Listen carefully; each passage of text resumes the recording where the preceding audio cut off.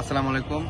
সম্মানিত দেশবাসী, আমরা আমাদের আসলে প্রাণপ্রিয় জুলাই অভ্যুত্থানের পরবর্তীতে বলিষ্ঠ কণ্ঠস্বর শরীফ ওসমান হাদী ভাইকে মহান আল্লাহ শহীদ হিসেবে কবুল করেছেন এবং সিঙ্গাপুর জেনারেল হসপিটাল থেকে আমরা জানতে পেরেছি যে হাদী ভাই আমাদের সবাইকে ছেড়ে পরবারে চলে গিয়েছেন এবং আল্লাহ তাকে শহীদ হিসেবে কবুল করুক। এবং আপনারা সবাই এই অভ্যুত্থানের পক্ষের শক্তি যারা আছেন সবাই প্রতি উদাত্ত আহ্বান জানাচ্ছি, আপনারা সবাই ঐক্যবদ্ধভাবে এই বাংলাদেশের পক্ষে থাকেন এবং তার পরিবারের পাশে থাকেন এবং তার পরিবারকে যাতে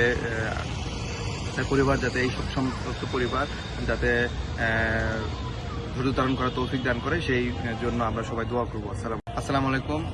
সম্মানিত দেশবাসী, আমরা আমাদের আসলে প্রাণপ্রিয় জুলাই অভ্যুত্থানের পরবর্তীতে বলিষ্ঠ কণ্ঠস্বর শরীফ ওসমান হাদী ভাইকে মহান আল্লাহ শহীদ হিসেবে কবুল করেছেন এবং সিঙ্গাপুর জেনারেল হসপিটাল থেকে আমরা জানতে পেরেছি যে হাদী ভাই আমাদের সবাইকে ছেড়ে পরবারে চলে গিয়েছেন এবং আল্লাহ তাকে শহীদ হিসেবে কবুল করুক। এবং আপনারা সবাই এই অভ্যুত্থানের পক্ষের শক্তি যারা আছেন সবাই প্রতি উদাত্ত আহ্বান জানাচ্ছি, আপনারা সবাই ঐক্যবদ্ধভাবে এই বাংলাদেশের পক্ষে থাকেন এবং তার পরিবারের পাশে থাকেন এবং তার পরিবারকে যাতে এই শোকসন্তপ্ত পরিবার যাতে ধৈর্য ধারণ করার তৌফিক দান করে, সেই জন্য আমরা সবাই দোয়া করবো।